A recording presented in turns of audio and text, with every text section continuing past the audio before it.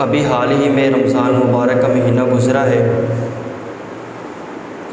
رمضان مبارک میں انسان کوشش کرتا ہے اپنی ہمت، اپنی استطاعت کے مطابق کہ وہ حقوق اللہ اور حقوق العباد کو جتنا زیادہ ہو سکے اس کو پورا کرنے کی کوشش کرے۔ عام روٹین میں جو کمیاں، کوتاہیاں، مسٹیک انسان کرتا ہے، رمضان مبارک کی عزت اور حرمت کے پیش نظر انسان تھوڑا سا ہچکچاتا ہے کہ یار رمضان مبارک میں میں نے یہ کام نہیں کرنا، باقی دنوں میں پھر اسی طرح کرتا ہی رہتا ہے۔ کچھ چیزوں کی آج کے بیان میں نشاندہی کرنی ہے کہ ایک انسان کا اپنی زندگی کے اندر وہ کردار کیا ہونا چاہیے۔ زندگی گزارنے کے لیے ایک اچھا مسلمان بھی اور ایک اچھا انسان بھی بننے کے لیے ایک انسان کا کردار کیا ہونا چاہیے، کون سی چیزیں ایسی ہیں جس کو اپنانے کے بعد انسان ایک بے مثال انسان بن سکتا ہے۔ دین اسلام ہر معاملے کے اندر رہنمائی کرتا ہے۔ کچھ چیزیں ایسی ہوتی ہیں کہ انسان کا وہم و گمان بھی نہیں ہوتا کہ یار اس مسئلے کے اندر بھی دین اسلام کا کوئی حکم موجود ہو سکتا ہے۔ پڑھا نہیں ہوتا نا، علم سے زیادہ واقفیت نہیں ہوتی، تو اس وجہ سے پتہ نہیں ہوتا انسان کو۔ صحابہ کرام رضوان اللہ تعالی علیہم اجمعین، ان کو کفار نے یہ طعنہ دیا، مطلب نبی علیہ السلام ہر چھوٹے سے چھوٹے معاملے میں بھی رہنمائی فرماتے تھے کہ یہ کام اس طرح کرنا ہے یا یہ کام اس طرح نہیں کرنا۔ تو کفار نے یہ طعنہ دیا کہ کیا جو تمہارے نبی صلی اللہ تعالیٰ علیہ وسلم ہے تمہیں استنجا کرنے کا، پیشاب کرنے کا طریقہ بھی سکھاتے ہیں؟ اب انہوں نے اس چیز کو طعنہ بنا کے پیش کیا، مطلب تمہیں چھوٹی چھوٹی چیزوں کے اوپر دیکھا ہے کہ تم اس طرح کرتے ہو، یہ کرتے ہو، کیا تمہارے نبی علیہ السلام نے تمہیں استنجا کرنے کا بھی طریقہ سکھایا ہے؟ تو صحابہ کرام نے بڑے فخر سے کہا کہ ہاں بالکل سکھایا ہے۔ مطلب یہ ہے کہ دین اسلام کا حکم ہر مسئلے کے اندر موجود ہے، اب ہمیں اس کو اپنانے کی ضرورت ہے۔ اس دین اسلام کے نور سے ہمیں روشنی حاصل کرنے کی ضرورت ہے۔ ہم روشنی حاصل کریں گے، اس نور کو حاصل کریں گے تو زندگی کے اندھیرے یہ دور ہوتے چلے جائیں گے۔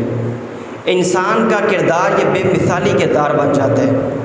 انسان مسلمان ہونے کے ساتھ ساتھ ایک اچھا انسان بھی بن جاتا ہے۔ پھر وہ حقوق اللہ کے اندر بھی غفلت نہیں کرتا، حقوق العباد کے اندر بھی غفلت نہیں کرتا۔ حضرت سیدنا علامہ ابن الحاج مکی رحمۃ اللہ تعالی علیہ، یہ بہت بڑے بزرگ گزرے ہیں، انہوں نے ایک واقعہ نقل کیا ہے۔ وہ فرماتے ہیں کہ ایک بزرگ اپنے کچھ ساتھیوں کے ساتھ ایک جگہ سے گزر رہے تھے۔ کھیت ہوتے ہیں نا، وہ گندم کی بالیاں ہوتی ہیں، زمین سے اگی ہوئی ہوتی ہیں۔ بعض اوقات تو ایسا ہوتا ہے کہ یہ جو واقعہ ہے اس کے اندر تو چلو بندہ حسن ظن کر سکتا ہے، بائی چانس اس طرح کا معاملہ ہوا ہوگا، لیکن بعض لوگوں کو ویسے اس طرح کے پنگے لینے کی عادت ہوتی ہے کہ جب تک وہ کسی کا نقصان نہ کرے ان کے دل کو سکون نہیں ملتا۔ بعض لوگوں کو عادت ہے جب تک کسی کو تکلیف نہ پہنچائیں ان کا کلیجہ ٹھنڈا نہیں ہوتا۔ اس واقعے کے بارے میں تو حسن ظن کیا جا سکتا ہے کہ اس بندے کی توجہ نہیں ہوگی۔ آج کے دور کے اندر بھی حسن ظن ہو سکتا ہے، بلکہ یقین ہو سکتا ہے کہ بعض کا لوگوں کی توجہ نہیں ہوتی، لیکن بعض لوگوں کو عادت ہوتی ہے۔ علامہ ابن الحاج مکی فرماتے ہیں کہ وہ بزرگ اپنے کچھ ساتھیوں کے ساتھ جا رہے تھے، وہ کسی بندے کے دل میں پتہ نہیں کیا آیا، وہ ایک گندم کی ایک بالی کھڑی ہوئی تھی، اس نے اس کو چھو لیا، بالی کو پکڑا، کوئی نقصان نہیں کیا، چھوڑ دیا۔ بزرگ نے فرمایا اللہ کے بندے، تو نے اس کے مالک سے تو نے معافی مانگنی، حالانکہ اس مرید نے یا اس ساتھی نے اس کھیت کو نقصان نہیں پہنچایا۔ آج ہم تو کھیتوں کے اندر سے گزر جاتے ہیں، کتنی فصل تباہ ہو جاتی، آج ہم لوگوں کا کتنا نقصان کر دیتے ہیں، ٹینشن ہی نہیں ہے ہمیں۔ اس بندے نے صرف اس بالی کو ایک شاخ کو اس طرح چھوئے چھوڑ دیے۔ تو بزرگوں نے فرمایا کہ جو اس کھیت کا مالک ہے تو نے اس مالک سے معافی مانگنی کیوں؟ اس نے کہہ دیا کہ حضور میں نے کیا کیے، میں نے تو کوئی نقصان نہیں کیا۔ فرمایا اچھا، فرمایا تیرے جیسے اگر 1000 بندے ہوں اور ہر بندہ اسی طرح کی شرارت کرتا رہے جس طرح کہ تو نے کی ہے، تو تیرا کیا خیال ہے کہ اس ایک ڈالی کو کچھ بھی نقصان نہیں پہنچے گا؟ مطلب تیرے اس طرف تو نے پکڑا ہے، دوسرا بندہ ہے وہ کوئی اور پنگا خانی کرتا ہے، وہ اس کو تھوڑا سا مروڑ دیتا ہے، تیسرا بندہ ہے کہ وہ پھر شرارت کرے گا۔ فرمایا اگر 1000 تیرے جیسا بندہ یہاں سے گزرے اور وہ اس طرح کی حرکت کرے جس طرح کہ تو نے کی ہے، تو تیرا کیا خیال ہے اس کو کچھ بھی نہیں ہوگا؟ فرمایا وہ 1000 بندہ مل کے جو ظلم کرتا ہے نا، یعنی اس ڈالی کو توڑ دیتا ہے یا کچھ بھی نقصان دیتا ہے، فرمایا تو نے اپنے حصے کا ظلم ادا کر دیا، مطلب تیرے حصے میں جتنا جرم آنا تھا وہ تو نے کر لیے، تو اب تو اس انتظار میں کہ جب تک اس کو مکمل طور پہ توڑا نہیں جائے گا، جب تک اچھے طریقے سے اس کا نقصان نہیں ہوگا، تب تک میں معافی نہیں مانگوں گا۔ فرمایا تجھے معافی مانگنی پڑے گی۔ تو یہ بزرگان دین کی تعلیمات ہیں کہ ایک چھوٹی سی ڈالی کو پکڑا تو بزرگوں نے فرمایا تو نے معافی مانگنی، تیرا اس طرح یہ کام کرنا یہ بھی ظلم کے اندر شامل ہے، ظلم کے اندر شامل ہے۔ لیکن آج معاشرے کے اندر ظلم کس قدر بڑھ چکا ہے، شاید ہم یہ سمجھتے ہیں کسی کو مار پیٹ دینا، کسی کو مطلب اس طرح تکلیف پہنچا دینا یہ ظلم میں آتا ہے۔ ظلم کی آسان اور جامع معنی تعریف یہ ہے کہ ایک چیز جس کو جہاں پہ رکھنے کا حق تھا آپ اس چیز کو وہاں پہ نہ رکھیں، یہ بھی ظلم ہے۔ ایک چیز ہے، کوئی بھی چیز لے لیں، اس کا ایک مقام ہے کہ آپ نے اس کو فلاں جگہ پہ رکھنا ہے۔ آپ کو ایک مسئلہ ہی سمجھا دیتا ہوں۔ ایک مسئلہ ہے کہ جب مختلف کتابیں اکٹھی ہو جائیں نا، مختلف کتابیں اکٹھی ہو جائیں تو سب سے اوپر جو کتاب رکھی جائے گی وہ قرآن مجید ہے۔ آپ قرآن مجید کو سب سے نیچے رکھ دیتے ہیں، یہ بھی ظلم ہے آسان الفاظ میں۔ کیوں کہ جو چیز جہاں پہ رکھنے کے قابل تھی، جس چیز کا جو مقام تھا آپ نے اس کو وہ حق نہیں دیا، یہ سب چیزیں ظلم میں آتی ہیں۔ اب اس چیز کو انسان اپنی زندگی میں نافذ کر لے کہ یار میں کیا کرتا ہوں، یا میں نے یہ کام کیا کہ مجھے اس طرح کرنا چاہیے تھا، یہ چیز میں نے یہاں پہ رکھی ہے کیا مجھے رکھنی چاہیے تھی، یہ چیز یہاں پہ رکھنے سے ضائع ہو گئی ہے کیا مجھے یہاں پہ رکھنی چاہیے تھی، یہ چیز یہاں پہ رکھی ہے تو وہ حفاظت بچ گئی تو ٹھیک ہے، نہیں بچی تو کیا میری کوتاہی تو نہیں ہے۔ یہ جتنے بھی انسان کی زندگی میں اس طرح کے معاملات ہیں، انسان اس چیز کے اوپر اس تعریف کو فٹ کر سکتا ہے، تو پتہ چل جائے گا کہ ہم کتنے بڑے ظالم ہیں، اور پتہ چل جائے گا کہ ہم کتنے بڑے عادل ہیں۔ اس میں کسی قسم کے معاملے کی ضرورت ہی نہیں ہے کہ جو حق جس کا ہے، جو مقام جس کا ہے، اس کو وہ حق نہ دینا اور اس کو وہ مقام نہ دینا، یہ سب کچھ ظلم کے اندر شامل ہے۔ اب ہر انسان اس چیز کا جائزہ لے سکتا ہے۔ نبی اکرم صلی اللہ تعالی علیہ وسلم نے ارشاد فرمایا کہ میرے صحابہ کیا میں تمہیں اچھے اور برے کے بارے میں بتا نہ دوں، اچھے اور برے کے بارے میں نہ بتا دوں؟ صحابہ رضوان اللہ تعالیٰ علیہ مجمعین تشریف فرمائے، نبی علیہ السلام نے 3 دفعہ یہ سوال پوچھا، میں تمہیں بتاؤں نا کہ اچھا اور برا کیا ہے؟ ایک بندہ کھڑا ہوا، اس نے کہا یا رسول اللہ صلی اللہ علیہ وسلم ہم بتا دیجیے۔ ارشاد فرمائیے ہمارے اچھے اور ہمارے بھلے یا اچھے اور ہمارے برے یہ کیا ہے؟ نبی علیہ السلام نے ارشاد فرمایا کہ تم میں سے اچھا بندہ وہ ہے کہ جس بندے کے بارے میں اچھائی کی امید رکھی جا سکے۔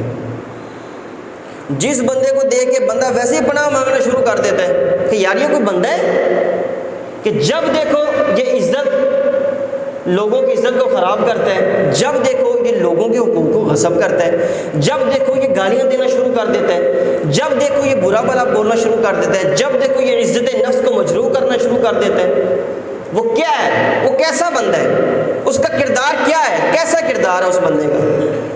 وہ اس چیز کے بارے میں سوچ رہے۔ نبی علیہ السلام نے فرمایا تم میں سے اچھا بندہ، بھلا بندہ وہ ہے کہ جس کے بارے میں اچھائی کی، بھلائی کی امید رکھی جا سکے، یار بندہ بڑا اچھا ہے، لوگ اچھی امیدیں رکھیں۔ اور نبی علیہ السلام نے فرمایا کہ تم میں سے برا بندہ وہ ہے کہ جس کے بارے میں کوئی بھلائی کی امید رکھی نہ جا سکے اور اس کے شر سے لوگوں کو امن نہ ہو، لوگ محفوظ نہ ہو۔ شر کی بہت ساری صورتیں ہیں۔ ایک بندہ دوگلی پالیسیاں اپناتا ہے، وہ بندہ بھی شیطان ہی ہے، شریر بندہ ہے۔ ایک بندہ لوگوں کی کردار کشی کرتا ہے، وہ بندہ بھی شریر ہے۔ ایک بندہ لوگوں کے ایویں بلا وجہ عیوب کو ظاہر کرتا رہتا ہے، وہ بندہ بھی شریر ہے۔ ایک بندہ لوگوں کے بارے میں ویسے ہی کوئی کام نہیں ہے، تبصرے کرتا رہتا ہے، لوگوں کو اکساتا ہے، یہ بندہ بھی شریر ہے۔ یہ بندہ بھی کوئی اچھا نہیں ہے، یہ کوئی حج و عمرہ نہیں کر رہا۔ ایسا بندہ جس کے بارے میں لوگ امن سے نہ ہو کسی بھی حوالے سے، ایسا بندہ اچھا بندہ نہیں ہے۔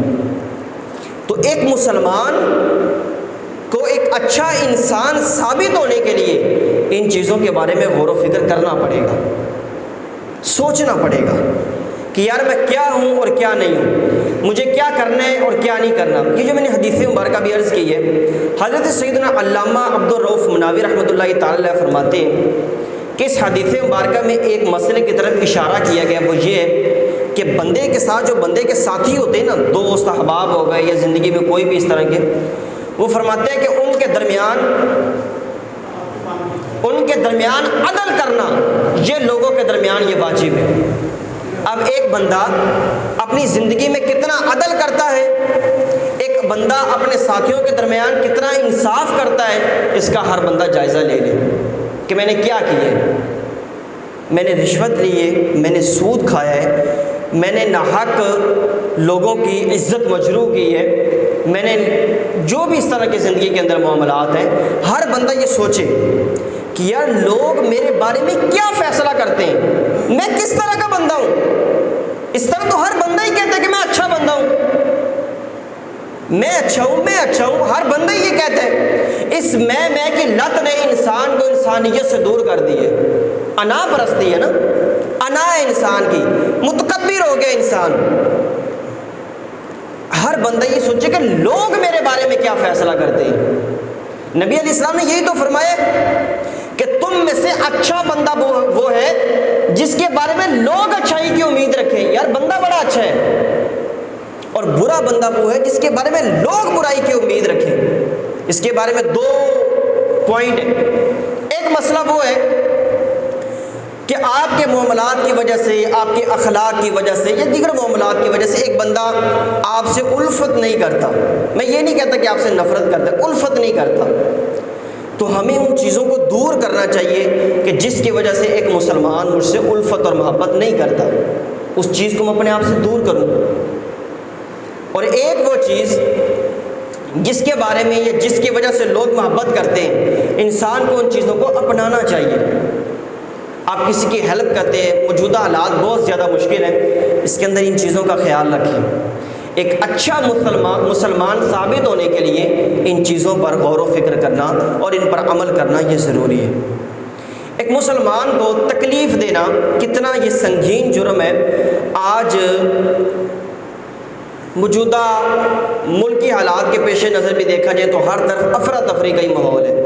کسی کے حوالے سے اگر ہم گفتگو نہ بھی کریں تو ایک جنرل سیدھا سادہ بندہ ایک جنرل سوچ رکھ کے بھی فیصلہ کرے نا، تو کسی بندے کی جان، کسی بندے کا مال، کسی بندے کی عزت کچھ بھی محفوظ نہیں ہے۔ کون بندہ کس وقت کس بندے کو مار دے کوئی پتہ نہیں، کون بندہ کس وقت کس بندے کی عزت کو خراب کر دے کوئی پتہ نہیں، کوئی بندہ کس وقت کس بندے کے مال پہ ڈاکہ مار لے، اس کو چور پڑ جائے کوئی پتہ ہی نہیں۔ نہ عزت، نہ جان، نہ مال، کچھ بھی محفوظ نہیں ہے اس وقت کے زمانے میں۔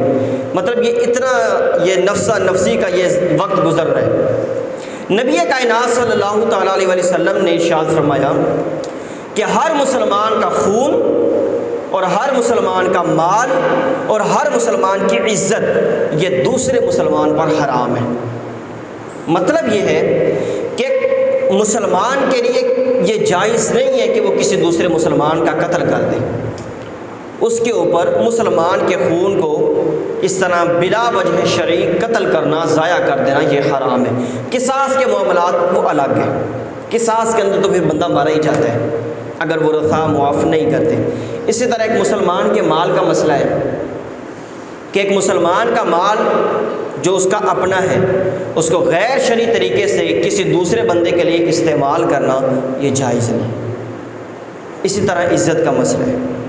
آج عزتوں کے بازار لگے ہوئے ہیں۔ ہلاکو خان کے دور میں منگولوں نے تو مسلمانوں کے گردنوں کے مینار لگا دیے تھے نا، اس کے بعد جو صلیبی جنگ ہوئی اس کے اندر بھی انہوں نے ایسے ہی کیا تھا کہ مسلمانوں کی گردنوں کے بڑے بڑے مینار لگا دیے تھے۔ بغداد کے اوپر جب منگولوں نے حملہ کیا تھا، آپ تاریخ پڑھیں آپ کو لاگا پتہ جائے گا کہ اتنے اونچے مسجدوں کے مینار نہیں تھے جتنی اونچی مسلمانوں کی گردنوں کے مینار بنے ہوئے تھے، اتنے بڑے ڈھیر لگے ہوئے تھے، پہاڑ لگے ہوئے تھے۔ تو آج بھی ایسا ہی ہے، کوئی کچھ نہیں پتہ چلتا کہ کون کیا کر رہا ہے۔ بہرحال یہ چیزیں نبی علیہ السلام نے یہ حرام فرمائی۔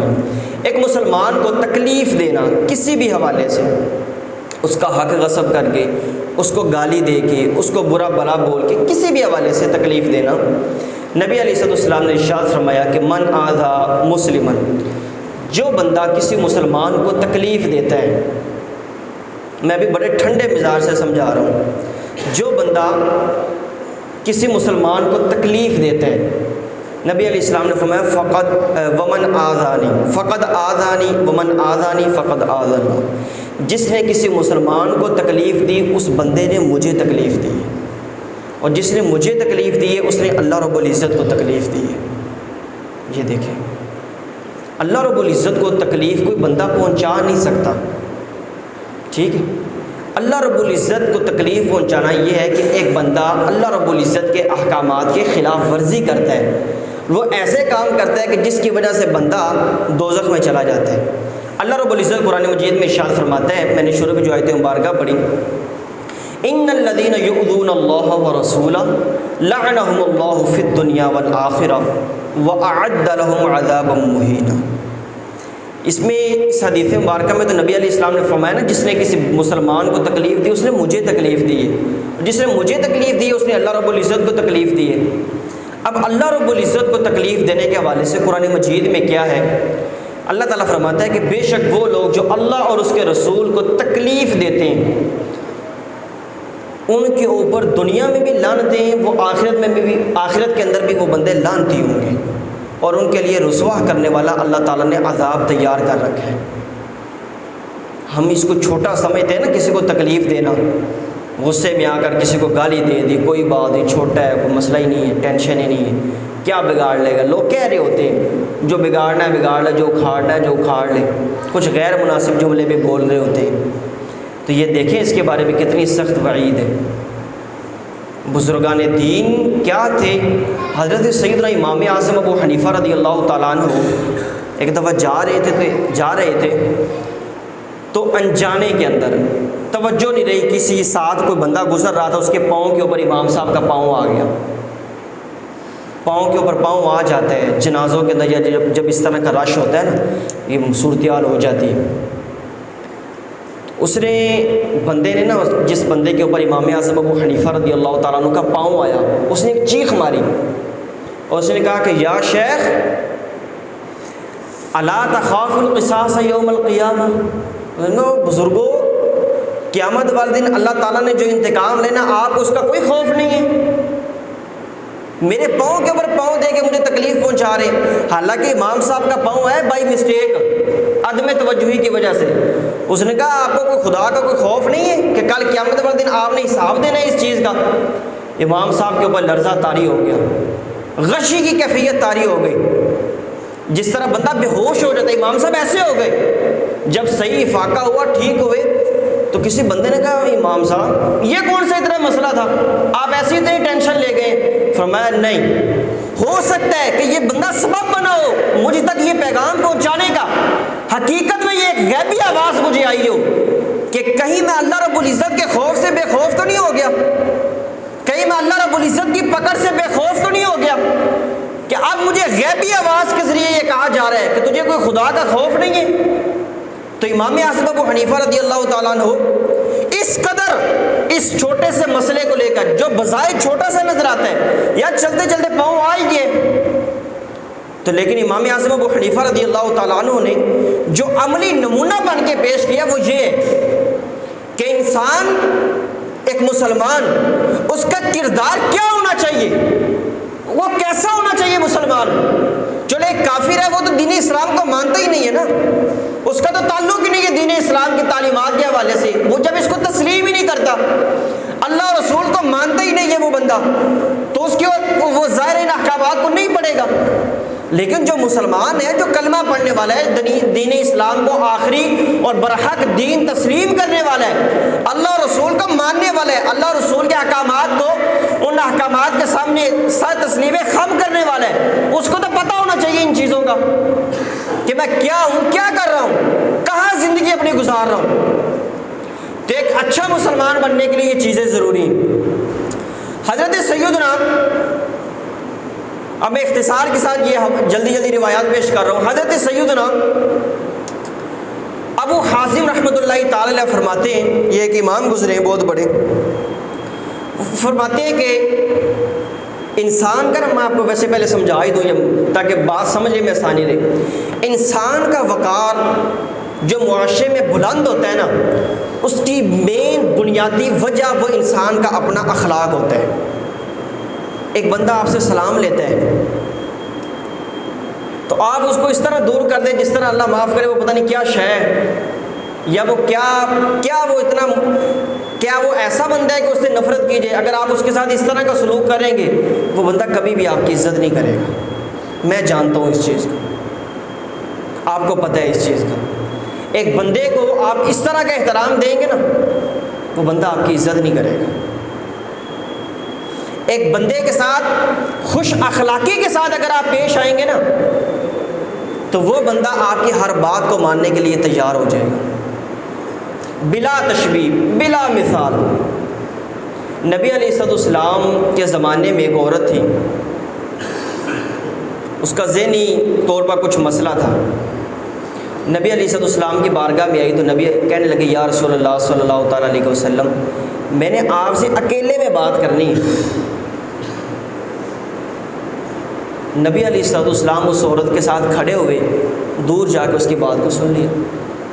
یہ ہوتا ہے ایک عملی نمونہ۔ نبی علیہ السلام نے عملی نمونہ بن کے امت کے سامنے پیش کیے کہ میری امت کے لوگوں کے ساتھ بھی اگر کوئی اس طرح کا معاملہ آ جائے تو انہوں نے اس معاملے کو کس طرح سلجھانا ہے اور اس موقع پر کس چیز کو انہوں نے اپنے سامنے رکھنا ہے۔ نبی علیہ السلام نے عملی نمونہ بن کے پیش فرمایا کہ کسی کو حقیر نہ سمجھے، کسی کو کمتر نہ سمجھے۔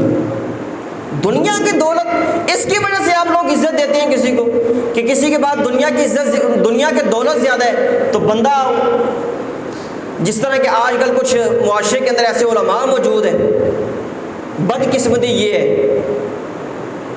کہ وہ حکمرانوں کی یا ایسے بڑے لوگوں کی اس وجہ سے چاپلوسی کرتے ہیں، ان کے پاس پیسہ زیادہ ہے۔ نہیں، حضرت سیدنا غوث اعظم رضی اللہ تعالیٰ عنہ کی ایک بد دعا مجھے یاد آ گئی، وہ ویسے میں بھی تیار نہیں کر کے آیا تھا، اچانک سے یاد آ گئی۔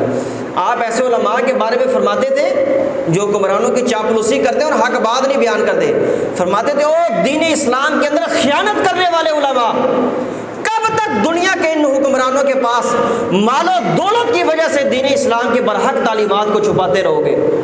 کب تک ایسا کرو گے؟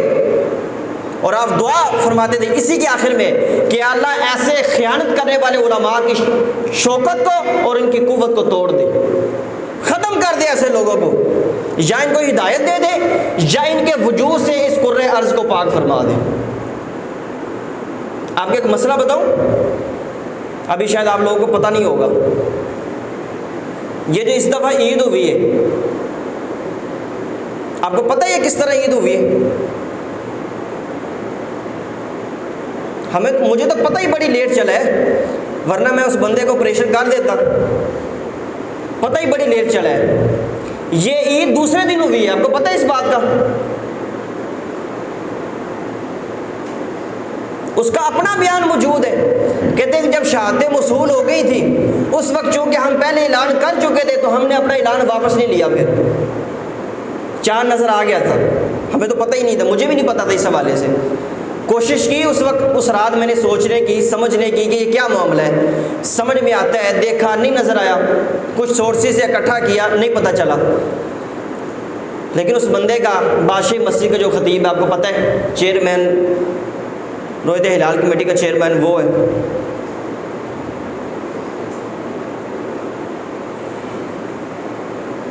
ایسے بندوں کے بارے میں پھر بندہ وہی کہہ سکتا ہے پچھلے سال بھی اس طرح کا معاملہ ہوا ہے، آج پھر اس طرح کا معاملہ ہوا ہے. بس یہی ہے کہ اللہ جو حق کو چھپاتے ہیں ان کی شوکت کو توڑ دے. پھر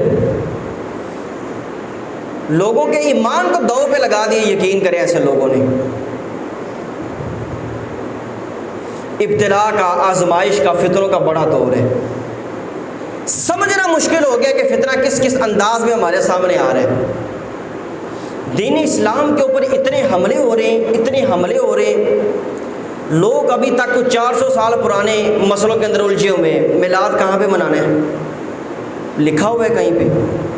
نور و بشر کا مسئلہ ابھی تک حل نہیں ہو رہا. علم غیب کا مسئلہ ابھی تک حل نہیں ہو رہا. لوگ ان چیزوں سے نکل ہی نہیں رہے. آپ مستشرقین کی کتابیں پڑھیں، آپ کو پتہ چلے گا کہ انہوں نے آنے والے 200-300 سالوں کا پلان تیار کیا ہوا ہے کہ مسلمانوں کو اسلام سے دور کیسے کرنا ہے. ان کی باقاعدہ کتابیں چھپی ہوئی ہیں کہ 10 سال کے اندر ہم اس طرح کا معاملہ کریں گے، پھر یوں کریں گے، پھر یوں کریں گے. 200-300 سال کا ان کا ایک نصاب بنا ہوا ہے.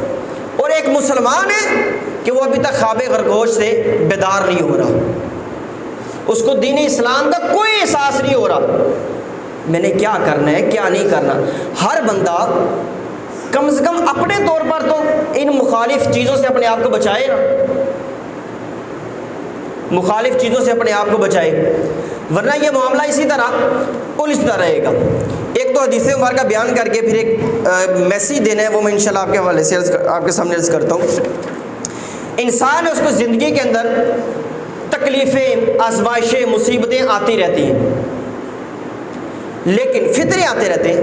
لیکن ایک مسلمان کو اس حوالے سے جس طرح ایک طرف ثابت قدمی کا مظاہرہ کرنا چاہیے، صابر اور شاکر اللہ رب العزت کا بندہ بننا چاہیے، تو وہیں دوسری طرف انسان کو اس حوالے سے کیا ملتا ہے، انسان کا اجر، رتبہ، مقام کتنا بلند ہوتا ہے. نبی اکرم صلی اللہ تعالیٰ علیہ وسلم نے ارشاد فرمایا، حدیث قدسی ہے، اللہ عز و جل فرماتا ہے جس بندے کے 2 محبوب اور پسندیدہ چیزیں میں لے لوں.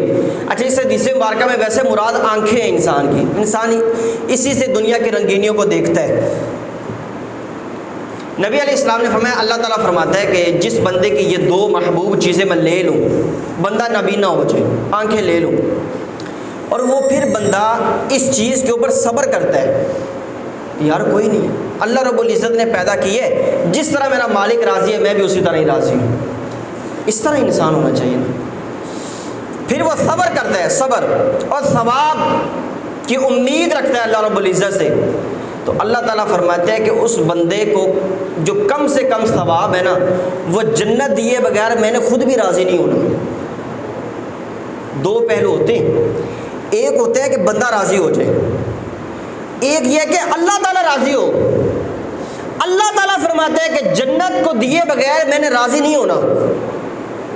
بندہ تو آٹومیٹک خود بخود راضی ہو جائے گا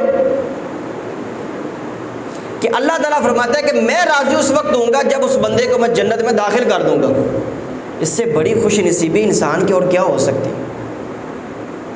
ہر بندہ اس چیز کی خواہش کرتا ہے نا کہ اللہ تعالیٰ راضی ہو جائے، اور اللہ تعالیٰ فرماتا ہے کہ میں راضی اس وقت ہوں گا جب اس کو جنت میں داخل کروں گا. اس چیز کو گہرائی سے دیکھیں آپ لوگ، تو پھر ہم ایک اچھے اور مثالی مسلمان بن سکیں گے. ایک